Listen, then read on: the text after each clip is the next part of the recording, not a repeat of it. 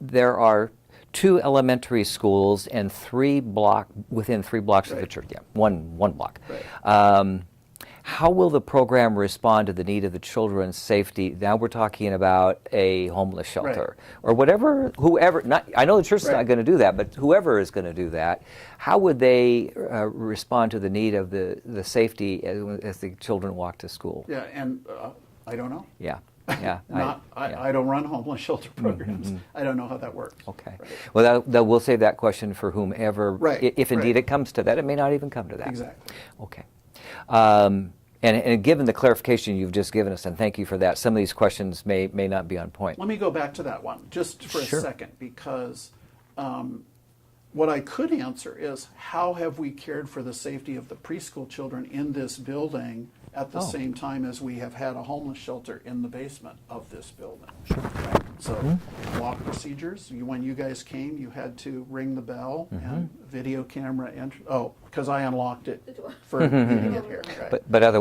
But this afternoon, very unusual, and by the way, the preschool kids are gone this afternoon. Of course. Not here this afternoon.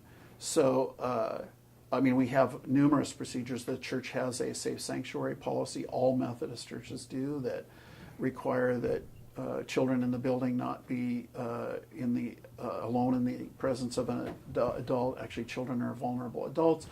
There's a whole we background check everybody who works with kids, but that's all based on what we're actually doing now. People, right? Yeah, and if the church were to stay here and expand that process, all that would continue, because there will be some follow-up questions about safety and security of. Right. Okay, thank you. Good question. You haven't heard it yet, so you tell me. Could this be a legal site to cite the program such as a homeless shelter with a school so close? Right, and I think you know how you get emails from attorneys that at the bottom say this is not legal advice. I'm not even an attorney. I actually don't know the answer to that. Yeah. What I do know is that if this facility gets reconfigured for shelter, that it would have to be legal. Mm-hmm. Yeah, right. In order for that to happen. Yeah. So some lawyer somewhere, that would be. Yeah, they should ask the city or a property attorney. Right. Okay. And I believe you've answered this question. What have you done to explore turning this? Oh no, it hasn't been. This is a specific question. Okay. I don't think it has. What have you done in exploring with the city? What have you done to explore? We're going to need to edit a little bit on that. I apologize. What have you done to explore turning the church into a shelter? Nothing. Yeah. Right. Because we're not turning the church into a shelter. Okay. Yeah. That would be someone else's responsibility. Yeah. Okay. Again, before the veterans program was here, Do Good, we participated in a southeast area-wide intermittent shelter program for generally homeless people called Dayspring. Many people in the neighborhood actually volunteered in that program, and we didn't have people 7 nights a week. We had people for 5 nights, once every 2 or 3 months or something like that. Yeah. And I do know the legality of that is that that churches are allowed to provide shelter to people on an intermittent basis. Mm-hmm. Yeah. But I don't. But to be a homeless shelter as a primary, I have no idea what the laws are about that. Okay. Thank you. Have you talked with anyone from the city of Portland, and if so,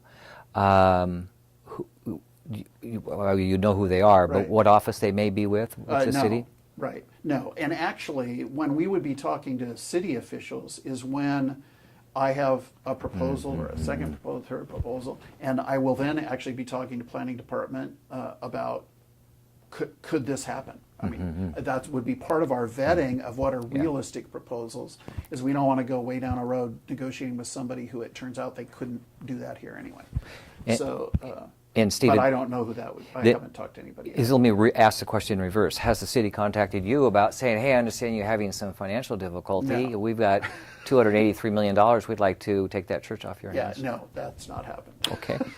I'm not sure they have that much money, but thank you. Okay, good. They wouldn't have to have anywhere near $283 million to get the property. I know, because it's not about money. I know.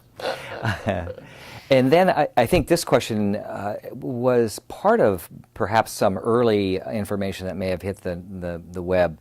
How much work has been done with architects and contractors to evaluate the space? So we had someone go through the building to help prepare this document. That's sort of more like at the real estate broker level, people who are used to commercial real estate and just looking at the building. We have had, in fact, had an engineering study. We're currently in the midst of a new roofing project. And there was an engineering study because there are seismic laws when you pull the roof all the way off. And so we know some stuff about that, but that's just based on we need a roof. And but not other than that. Okay. Yeah. And 100 years in the building and what we know about it. Yeah, of course. And another question about Do Good. Is Do Good Multnomah going to be the administrator of the shelter as envisioned by you? So again, I'm not envisioning it, right? But Do Good's proposal, when it and if it comes to us, be them. It would be right? them. Okay. Thank you. Under the above scenario, who pays the bills? And that is, would Do Good be... Who funds Do Good is the question. Or who fund... Yeah, do you know... You'll have to ask them. We don't know. I mean, I know some pieces of it, but I don't even know what their budget is. So I think Do Good should answer that be question asked about who pays how it. they do their funding. Where they get their money from. Right. Yeah. Okay. Thank you. This is, I think, maybe the final phase of the question, Steve. Many questions are about what the program would look like and how it will be managed and by whom. And I'm going to ask some of these, and I just don't know how much further they're going to go. Your answers may be pretty short. Who are the identified users of the service? And I think you've already said that Do Good may or may not be presenting a proposal. You're expecting that they probably will, given their history. There may be some other civic organizations or organizations that have been working with the church that may come in, but it's got to be a solution that is economically viable to make the building sustainable. And whether the church is still here or not, we don't know. Right. And so I think the idea of a lot of these questions, the church was going to be very much involved. And it may be the church is not going to be involved if the property is leased or if the building is sold. Right, and I would guess that even if the church is still here in this building in 2 years, we will probably be paying whoever is actually running the building, not the other way around. So we will be tenants.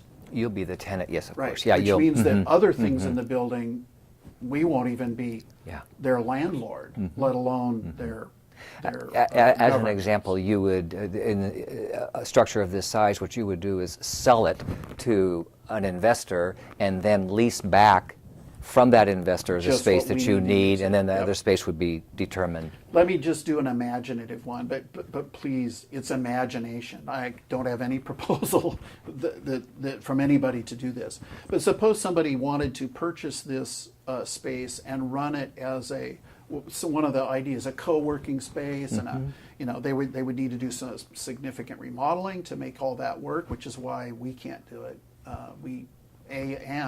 We're not really in the property management business. We're bad at it, as a matter of fact. And maybe we would say, well, we want to stay here, and we're going to rent. We would like to rent the sanctuary on Sunday mornings from 9 to noon, and an office space.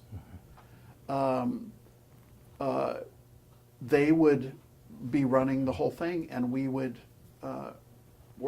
Come in for worship and have an office and pay them a rent or whatever. Okay. And then so would other people, right? Absolutely, Space yeah. for other things at other times. Maybe Yeah. other faith-based or something like that. It That could be faith-based. It could be. I mean, next December there will be 2 or 3 major community concerts in the sanctuary. Portland Symphonic Choir, who was here this past December.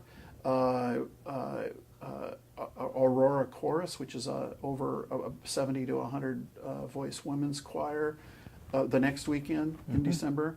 And we're right now talking to another community orchestra that might want to be here. If somebody else takes the building, maybe they want to do that kind of stuff too. Those people pay us something to use the space, but we're terrible property managers, which means we don't make enough to actually keep the building up. so far, but who knows? Yeah. Well, what I do know is we're not good at property management. Somebody else would be way better at that than we are.